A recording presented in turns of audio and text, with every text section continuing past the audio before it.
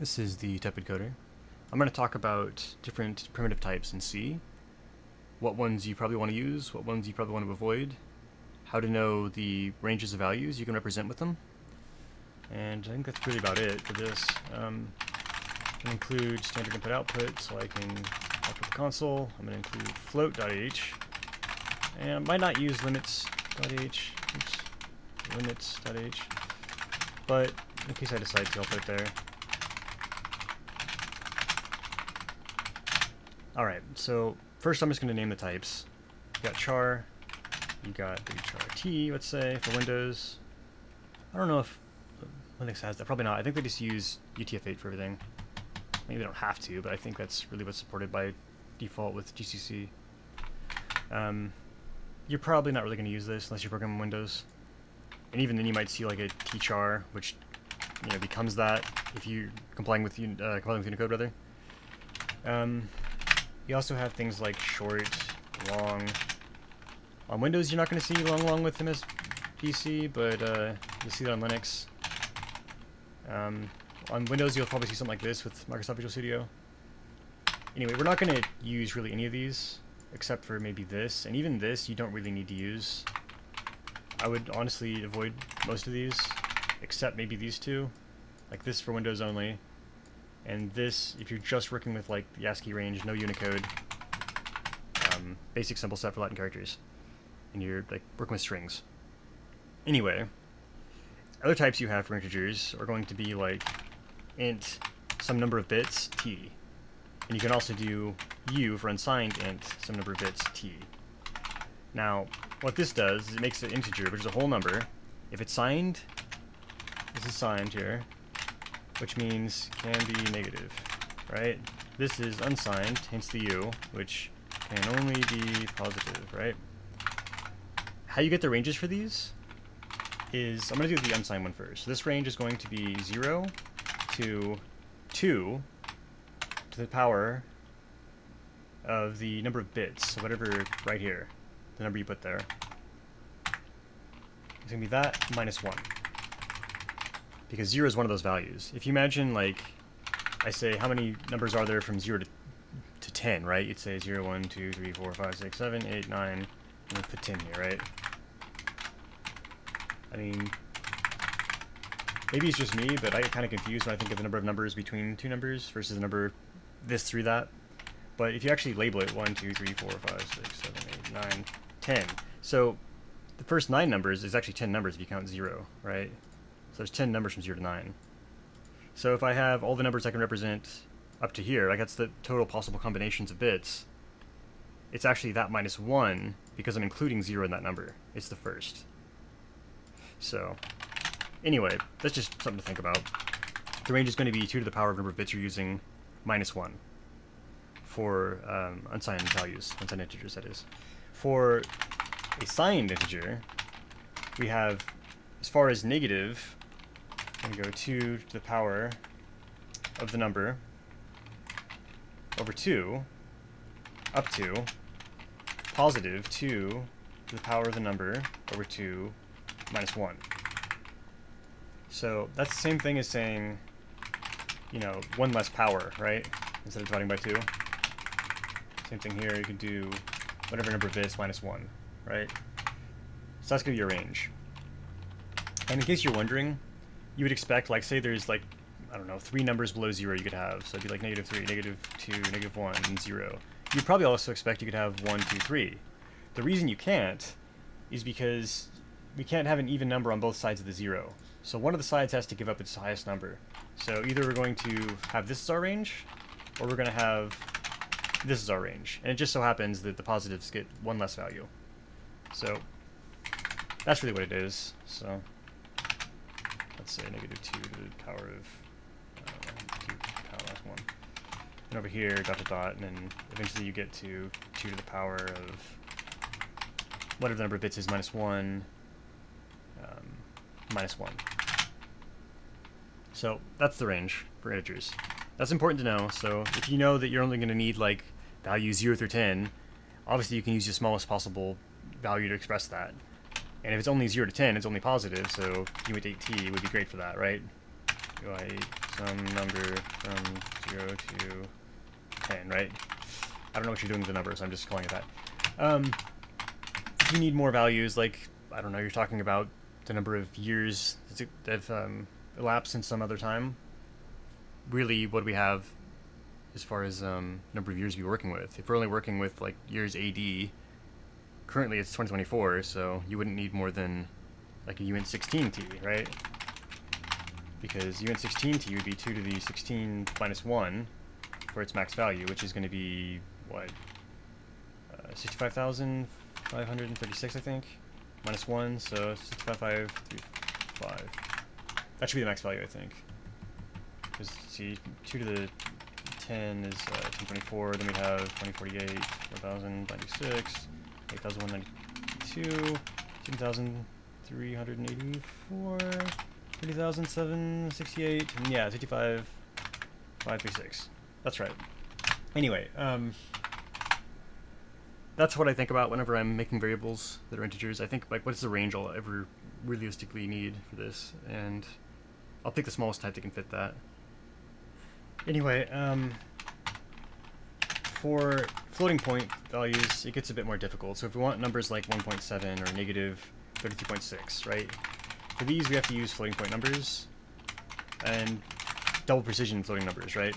So a float is 4 bytes in size, and not only does having 4 bytes of size determine the, what do I say, the range of values, like this can be, you know, negative 2 to the power of the number of bits minus 1 up to positive 2 to the power of the number of bits minus 1 minus 1. It also represents how close the values can be together as you increment through the possible values. So this one is 8 bytes in size. So these numbers can be closer together, and they can be way more negative and way more positive. These can be less close together, less negative, less positive. And the way you can determine how close together they can be and how wide the range is, what the minimum value is, what the positive value is with some constants that I brought in with my, including float.h. This is going to give me things like float max, double epsilon, right? Things like that will tell me what the maximum possible value is I could represent with the float. What is the, what do I say, minimum amount I can add to a double and still represent that value. This isn't necessarily the minimum in all cases, because different fractions, you represent them as floating point values, or larger than others. But this is like the smallest increment that you can reliably use for this type, the double. It also exists for float. So I'm just going to show that. In scientific notation, we're going to print out the minimum value and the epsilon, and then I'm going to print out the actual max as its value. I'm going to do the same thing for both float and double. Okay. So we're going to do float epsilon first, let's say. Epsilon. We're going to do float min, float max. We're going to say double epsilon rho epsi. Why can't I type? Oh my god. I don't like typing epsilon, apparently. Double max. Okay, so we're printing this out in scientific notation, this one as well. This is actually going to be the value. Scientific notation, value. Okay. So I'm going to print those out. And actually, no, not yet. Hold on a second. Forgot something important. Line break, so I can actually see them. Maybe I'll label them too. I'll say float epsilon,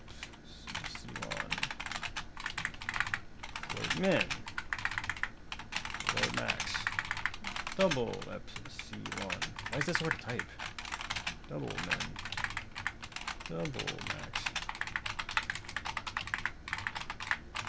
Oops. Wow. I'll do this. Pilot. Okay. So this gives us our range of values and how close together they can be for floats and for doubles. As you can see, you can express way larger values with a double than with a float. And the minimum value can be way, way smaller. Because that's 2 point some garbage times 10 to the negative 308th power versus 1 and some garbage times 10 to the negative 38th power. That's a pretty big difference. let's see, what else can I talk about here? So I've talked about the range of integers. I've talked about the range of floats. I don't know if I really mentioned this too much, but yeah, if I haven't already said it, I'll say it again. Basically, if you're working with C strings, like just text information, you could say like, I'll do const char asterisk test. I think that's perfectly fine to do, because a lot of APIs will use just const char strings. What else? If you're working with Unicode stuff on Windows, I would use wchart. But other than that, I would always just use char for strings. And obviously, if you're using C++, you're going to want to use like standard string or maybe standard W string if you're working with, like I said, wchart types on Windows. I wouldn't really use that anywhere else. But yeah, I would never use short, never use long, never use long, never use underscore in 64. I avoid any kind of like compiler specific size, especially long, because it means something different on Windows than it does on Linux. On Linux, a long is going to be 64 bytes, or sorry, 64 bits rather, not bytes, if you're compiling with the x64 architecture. And I think with x86 it's going to be 4, whereas with Windows, a long is always just 4 bytes.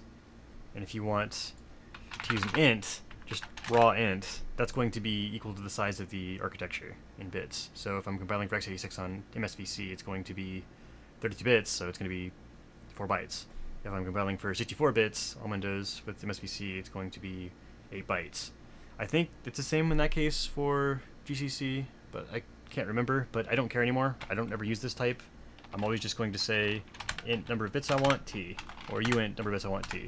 And I suggest that you do the same, because if you ever want something cross-platform, you won't have to think about it anymore.